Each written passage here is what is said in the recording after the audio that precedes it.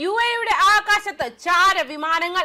Iran എന്ന കരുത്തുറ്റ ശക്തി തങ്ങളുടെ തൊട്ടടുത്ത അയൽ രാജ്യമായ യുണൈറ്റഡ് അറബ് എമിറേറ്റ്സിനെ ഒരു ശത്രുതാവളമായി പ്രഖ്യാപിച്ചിരിക്കുന്നു. അയൽക്കാർ എന്ന ലേബൽ ഇനിയില്ല, പകരം അത് ശത്രുതാ താവളമാണെന്ന ഇറാനിയൻ പാർലമെന്റ് അംഗം അലി കെസ്രിയാന്റെ വാക്കുകൾ കേവലം ഒരു മുന്നറിയിപ്പല്ല, മറിച്ച് വരാനിരിക്കുന്ന വലിയൊരു കൊടുങ്കാറ്റിന്റെ വിളംബരമാണ്. എന്തുകൊണ്ടാണ് ഇറാൻ ഇത്രത്തോളം പ്രകോപിതരാകുന്നത്? സൗഹൃദത്തിന്റെ പാതയിൽ നിന്നും എങ്ങനെയാണ് ഇറാന്റെ മിസൈൽ ലക്ഷ്യങ്ങളുടെ മുൻനിരയിലെത്തിയത്? ഇറാന്റെ പ്രകോപനത്തിന് പിന്നിലെ പ്രധാന കാരണം 2020 ഒപ്പിട്ട അബ്രഹാം കരാറാണ്. ഇസ്രായേലുമായി കൈകോർത്ത നിമിഷം മുതൽ ഇറാൻ ഇത് തങ്ങളുടെ സുരക്ഷയ്ക്ക് ഭീഷണിയായി കണക്കാക്കുന്നുണ്ട്.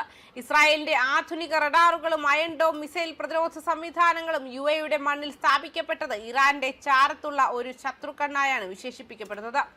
അയൺ ഡോം ബാറ്ററികളും അവ പ്രവർത്തിപ്പിക്കാൻ ഡസൻ കണക്കിന് ഇസ്രായേലി സൈനികരും എത്തിയത് ഇറാന്റെ പരമാധികാരത്തിന് നേരെ ഉയർത്തുന്ന വെല്ലുവിളിയാണെന്ന് ഇസ്ലാമിക് റവല്യൂഷണറി ഗാർഡ് കോർപ്സ് വിശ്വസിക്കുന്നുണ്ട്.